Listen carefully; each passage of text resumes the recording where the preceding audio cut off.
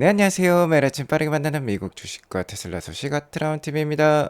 요새 전기차 혐오를 조장하는 뉴스들이 많은데요. 테슬라가 대세가 될 수 있을까요? 이러한 상황 속에서도 오래 달린 것 같습니다. 올해에도 테슬라와 일론 머스크 관련 굵직굵직한 이슈들이 많아요. 어떤 것들이 있는지 같이 살펴보도록 하겠고요. FSD 12.5.1.3이 확대 배포가 되고 있습니다. 하지만 하드웨어 3에는 아직인 것 같아요. 이것도 같이 알려드리도록 하겠습니다. 미국 증시 현황부터 간략히 살펴보고 가도록 하겠습니다. S&P 500이 0%, 즉 보합권에 머무르는 하루였어요. 자, 아무래도 중요한 매크로 지표 발표는 오늘 없었습니다. 미국 시간 내일 그리고 모레에 중요한 지표 발표가 있어요. 한국 시간으로는 오늘 저녁이 되겠습니다. 오늘 저녁 프리마켓 때, 화요일장 프리마켓 때 7월 미국 PPI 지수 생산자 물가 지수 발표가 있고요. 내일은 수요일 프리마켓 때 미국 CPI 지수 발표가 있겠습니다. 모두 7월달 수치이고요. 자, 이 물가 지표 발표를 앞두고 오늘은 관망세를 보였다라고 볼 수 있겠습니다. 다만 최근에 이란이 이스라엘을 공격할 수도 있다라는 중동발 우려가 고조가 되고 있어요. 그러면서 유가는 지금 스물스물 79불까지도 좀 올라온 상황입니다. 다만 7월 달에 이렇게 유가가 계속 낮아지는 기조였고요. 최근 물가 지표 계속 좀 낮아지는 모습이 보여지고 있어요.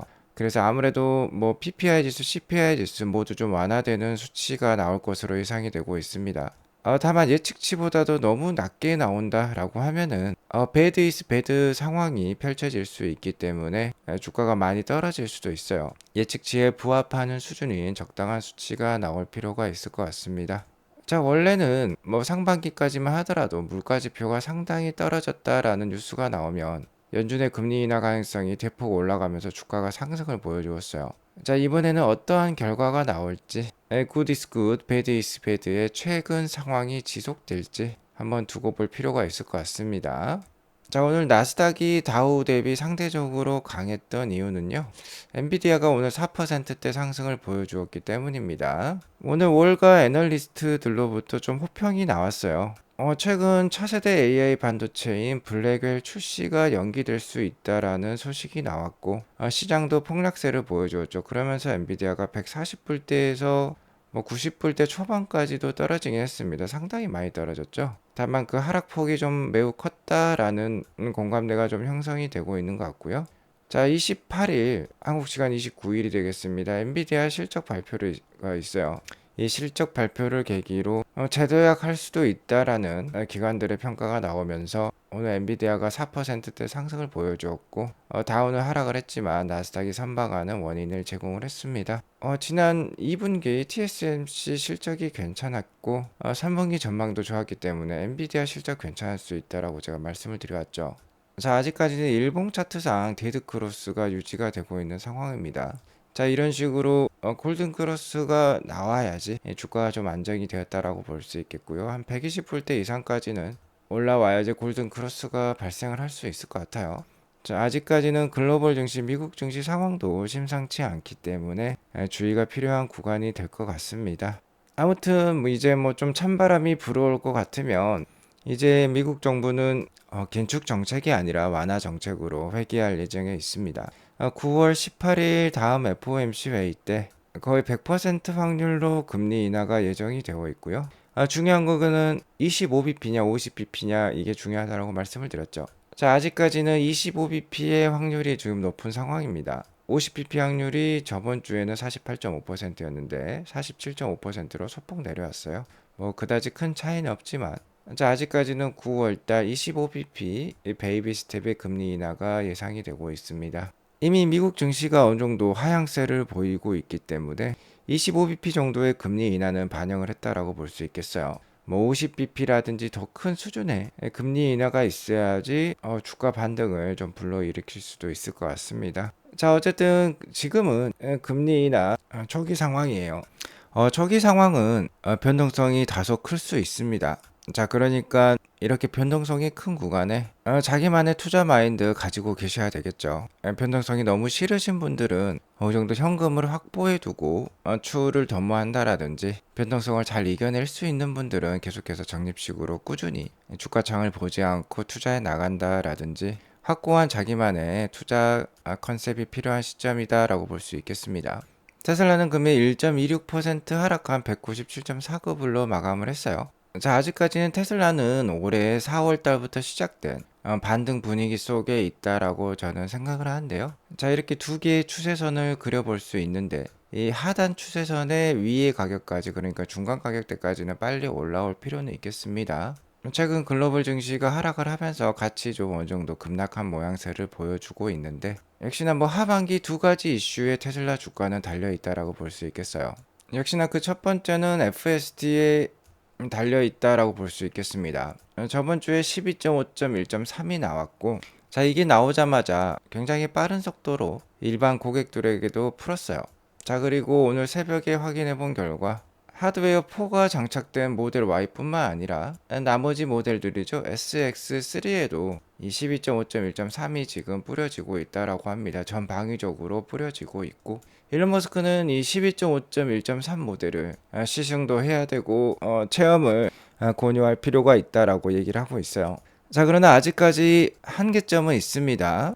글로벌에 뿌려진 뭐 테슬라가 거의 700만 대 가까이, 그러니까 600만 대 이상은 될 것 같은데요. 아직까지 대부분의 모델이 하드웨어 3를 가지고 있어요. 하지만 12.5부터는 지금 하드웨어 4에만 해당하는 FSD라고 볼 수 있겠는데, 이 하드웨어 3를 위한 FSD는 일론 머스크가 지금 일을 하고 있습니다. 좀 기다려 달라라고 얘기를 하고 있고, 하드웨어 3를 위한 12.5가 나온다라고 하면은 이것 역시 다른 넘버를 가지게 될 것이다 라고 얘기를 하고 있습니다. 자, 오늘 엔비디아 주가가 다시 크게 반등을 보여주면서 상반기의 대장주였는데 다시 한번 대장주 역할을 하려는 듯한 모습을 보여주고 있어요. 다만 테슬라가 8월 달에 이 강력한 FSD 기술을 보여주기로 지금 약속을 한 상황입니다. 그리고 바야흐로 10월 10일에는 로보택시 공개가 있죠. 로보택시 공개 전까지 지금 여기에 열거된 사항들이 다 실현이 된다라고 하면은 대세는 테슬라가 될 수 있어요. 특히 여기 보시면은 사이버 트럭을 위한 FSD와 ASS Actually Smart Summon, 그러니까 차량 원격 소환 기능이 되겠죠. 이 원격 소환 기능이 상당히 센세이션을 일으킬 수 있어요. 여러 SNS에서 테슬라 차량을 원격으로 소환하는 모습들의 영상이 게재가 된다라고 하면은 이 10월 10일 로보택시에 대한 기대감이 커지면서 아까 말씀드렸던 테슬라 주가 현재 중간감 한 200에서 220불 사이로 바로 치고 올라올 수도 있어요. 물론 220불을 넘어서 현재 정고점이라 볼 수 있는 270불대도 한번 노려볼 수도 있겠죠. 자, 그리고 테슬라가 하반기에 대세가 되려면 정치적인 서포터도 역시 뒷받쳐 줘야 될 것 같습니다. FSD 완전 자율주행 로보택시라는 건 규제 당국의 승인이 필수적인데, 미국 정부의 백그라운드에 도움을 받을 수 있다라고 하면 테슬라는 날개를 단 격이 될 수 있어요. 자, 오늘 한국 시간 화요일 오전 9시 얼마 안 남았네요. 오전 9시에 트럼프와 일론 머스크가 인터뷰를 진행할 예정에 있습니다. 일단 호스트는 트럼프예요. 트럼프가 일론 머스크에게 제안을 했고 일론 머스크가 컨펌을 했죠. 아무래도 뭐 X앱으로 라이브 될 것 같은데 유튜브로도 볼 수 있을지는 모르겠어요. 자, 만약 11월 달 미국 대선에서 트럼프가 당선이 된다라고 하면 테슬라 주가도 크게 상승할 수 있습니다. 자, 그러니까 10월 10일 로보택시 공개가 있고 11월 달에 트럼프가 당선이 된다라고 하면은 하반기 테슬라가 뭐 주도주의자 대장주로 떠오르면서 굉장히 또 주가가 강력할 수도 있겠죠. 아무튼 이번 인터뷰에는 대본도 없고 주제 제한도 없다라고 해요. 자, 그러니까 재미는 보장한다. 일론 머스크가 엔터테인먼트 개런티드라는 표현을 썼죠. 굉장히 흥미롭고 재미있는 대화가 될 것이다 라고 예고를 하고 있고요. 아마 세기의 인터뷰, 세기의 대화가 될 것 같아요. 아마 시청자가 최소한 1억 명은 넘을 것도 같습니다. 질문 있으면 채팅창에 또 적어달라고 하네요. 아무튼 이 FSD가 지금은 슈퍼바이즈드인데 언슈퍼바이즈드로 바뀌는 과정과 함께 미국 정치권마저 테슬라에게 우호적으로 돌아간다라고 하면 하반기 테슬라가 대세가 될 수 있겠고요. 문제점은 테슬라 주가의 분위기가 좋을 때마다 찬물을 끼얹을 만한 게 바로 자동차 판매량이 되겠어요. 아무래도 테슬라가 모델 2, 그러니까 25,000에서 30,000불짜리 차량을 만들어내기 전까지는 차량 판매 대수가 그렇게 확확 늘어날 것 같지는 않습니다. 자, 올해 상반기만 보더라도 전체 테슬라 인도량은 83만 대 수준으로서 작년 상반기인 88만 9천 대보다 낮은 수준이 5만 8천 대 정도 적게 팔았습니다. 여기 보시면 캐나다라든지 레스트 오브 월드, 그러니까 뭐 아시아라든지 중동, 호주 이런 국가들이 되겠죠. 이런 데는 전년 대비 선방을 했어요. 그러나 메인 시장이라고 할 수 있는 미국, 유럽, 중국에서 전년 대비 좀 물량이 빠졌습니다. 자, 이러니까 뭐 캐즘 하는 소리가 있는 것이죠. 다만 이는 그간 어느 정도 고금리가 좀 지속된 경향이 없지 않아 있고요. 테슬라에게 있어서는 모델 Y와 모델 3의 연식이 어느 정도 되다 보니까 이런 결과가 나온 것 같은데, 트로이 테슬라이크에 의하면 그래도 미국 판매량은 좀 하반기에 나아질 것 같다. 왜 그러냐면 사이버 트럭 배송이 더 많아지고 있기 때문이에요. 중국은 지금 현재 잘 판매가 되고 있죠. 7월 달에 판매량 아주 좋습니다. 그래서 연말에 좀 상승할 것으로 보고 있고요. 캐나다와 다른 세계는 아주 좋죠. 유럽이 좀 문제인 것 같아요. 유럽은 테러의 테슬라이크도 상반기에는 22,000대 전년 대비 적게 팔았는데 하반기까지 더하면 5만 대 정도 전년 대비 감소할 수 있다라고 예상을 하고 있네요. 자, 하지만 이는 뭐 테슬라에게만 해당하는 사항은 아니에요. 유럽 쪽 판매량을 보면 7월달 1월부터 7월까지 1월부터 6월까지네요. 상반기 판매량 배터리 EV 기준으로는 뭐 플러그인 하이브리드도 포함이네요. 테슬라가 지금 1, 2등을 다 차지하고 있습니다. 뭐 중국 판매량도 테슬라가 괜찮죠. 중국에서는 폭스바겐이라든지 독일계 회사가 굉장히 강했는데 전기차가 득세를 하면서 전기차 침투율이 뭐 50%대까지도 올랐다라고 하죠. 여기 보시면 BYD라든지 샤오미라든지 니오라든지 질이라든지 중국 전기차가 상당히 상위권을 대부분 차지하고 있어요. 그 중에 유일하게 뭐 수입차 회사라고 볼 수 있겠죠. 이 테슬라가 상단에 차지하고 있는 거 보니까 굉장히 이 어려운 상황 속에서도 좋은 경쟁력을 보이고 있다라는 거 확인해 볼 수 있습니다. 자, 그리고 신차가 나오면 테슬라는 이런 식으로 팔려요. 지금 보시면은 사이버 트럭의 판매량은 빨간색이고 리비안 R1T 픽업 트럭이죠. 사이버 트럭과 같이 경쟁하는 전기 픽업 트럭입니다. 이 픽업 트럭은 이 파란색 선을 보여주고 있는데 작년 2분기까지만 하더라도 이렇게 치솟았어요. 다만 뭐 작년 3분기부터 이제 테슬라가 사이버 트럭을 내놓는다라는 소문을 퍼뜨리기 시작했고 4분기부터 판매가 시작이 되었죠. 이러면서 판매량이 뚝 감소하는 R1T를 볼 수 있습니다. 하지만 테슬라가 판매를 시작하자마자 한 2개 분기 만에 R1T를 거의 2.6배나 따돌리는 모습을 보여주고 있습니다. 테슬라가 신차를 내놓으면 이러한 센세이션을 불러일으킨다라는 거 사이버 트럭으로도 확인해 볼 수 있어요. 그러니까 자, 어서 빨리 신모델 모델 2 저가형 차량도 나올 필요가 있겠는데요. 어쨌든 이러한 판매량 저하는 저는 단기적인 이슈라고 생각합니다. 특히 우리나라는 최근에 전기차 포비아, 전기차 혐오하는 그런 분위기가 굉장히 조장이 되고 있어요. 이는 미디어가 만들어내는 뭐 마지막 최후의 발악이다라고도 표현해 볼 수 있겠습니다. 자, 문제는 우리나라 정부도 여기 어느 정도 동조를 하고 있다라는 거예요. 아무래도 뭐 현대 기아차라든지 우리나라의 카메이커들이 아직까지는 내연기관을 기반으로 하고 있기 때문에 좀 이러한 현상이 어느 정도 펼쳐지고 있는 것은 같습니다. 전기차 포비아 확산에 전기차 충전율과 충전 시간을 제한한다라든지 과충전 방지 장치를 부착한다라든지 전기차를 지상에만 충전할 수 있다라든지 뭐 이러한 것들이 뭐 나오고는 있는데요. 아직까지 뭐 확정된 건 없어요. 자, 하지만 전기차만 불이 나는 것은 아닙니다. 어제 뉴스에도 서울 시내 한 아파트 지하 주차장에서 가솔린 차량이 불이 났어요. 당연히 소방서에서 요새 워낙 문제가 되니까 빨리 출동해서 불을 껐겠죠.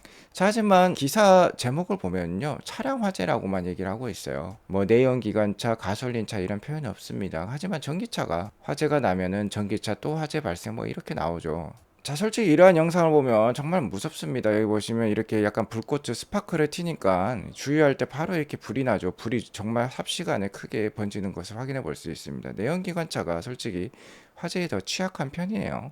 자, 하지만 국내 미디어를 보십시오. 이 SBS인데요. 지금 전기차 화재를 여기 보시면은 전혀 관련이 없는 테슬라를 모델로 해놓고 폭발을 시키고 있어요. 이렇게 테슬라의 분위기를 안 좋게 조장하는 듯한 뉴스까지도 나오고 있습니다. 정말 테슬라가 이번 벤츠 화재처럼 지하 주차장에서 화재를 낸다라고 하면은 정말 심각하게 공격을 받을 것도 같아요. 다행히 아직까지 그러한 화재 소식이 없어서 다행이라고 볼 수 있겠는데 솔직히 화재 시 전기차가 내연기관차보다 온도가 낮다라고 합니다. 국립소방연구원이 발표한 논문에 실린 거니까 신뢰할 만하다라고 볼 수 있겠고요. 자, 그 이유는 전기차가 효율이 훨씬 더 좋기 때문이에요. 같은 에너지라고 하면은 전기차가 뭐 5배, 뭐 10배 정도 운동 에너지로 바꾸는 효율이 높다라고 볼 수 있겠습니다. 내연기관차는 휘발유를 어쨌든 연소시켜서 에너지를 만들어내는데 거의 열 에너지로 빠지는 게 90에서 95%예요. 단 5% 정도만을 운동 에너지, 그러니까 차량 바퀴를 굴리는 데 쓰는 것입니다. 그러니까 같은 에너지라고 하면은 전기차가 에너지 변환 효율이 3배에서 4배나 높아요. 자, 같은 주행 거리를 갈 때 소나타 기준으로 EV6보다 8.2배나 많은 에너지를 LF 소나타가 가지고 있기 때문에, 그러니까 그만큼 연료를 많이 가져야 된다라는 거예요. 그러니까 뭐 불이 나면은 당연히 에너지가 많이 가지고 있는 데가 불이 크게 나겠죠. 온도가 더욱더 높을 것입니다. 자, 그러니까 최근 우리나라에 일어나고 있는 전기차 포비아 현상은 상당히 오해의 소지가 많다라고 볼 수 있겠고요. 중국의 올해 상반기 전기차 침투율이 거의 50%대까지 이르르면서 중국 기업들이 글로벌 전기차 판매량 상당히 높은 수준에 올라와 있어요. 여기 보시면 글로벌 상반기 1위부터 5위까지의 전기차 판매량을 보면 2등 BYD, 3등 지리, 5등 SAIC, 그러니까 중국계 기업들이 5등 안에 들어가는 모습 나오고 있습니다. 폭스바겐 그룹만 유럽계 회사라서 5위 안에 들어가 있고, 테슬라가 당연히 군계 일학 1등을 보여주고 있죠. 현대기아차도 전기차의 강점을 보이고 있지만 이렇게 전기차 혐오 분위기를 조장하지 말고 계속해서 국내에도 전기차 발전을 위한 그런 분위기 조성에 나설 필요가 있을 것 같습니다. 이런 식으로 나가다가 중국계 기업들한테 경쟁에서 밀릴 가능성이 높아요. 자, 앞으로 지속해서 전기차가 메인이 될 수밖에 없습니다. 특히 테슬라가 FSD를 완성을 하게 되면 더욱더 그 분위기는 심화될 거예요. 완전 자율주행 차량은 전기차로만 구동이 가능합니다. 특히 테슬라의 모델 2가 나오는 순간 게임 체인저 역할을 하면서 전기차 침투율은 더욱더 상승할 거예요.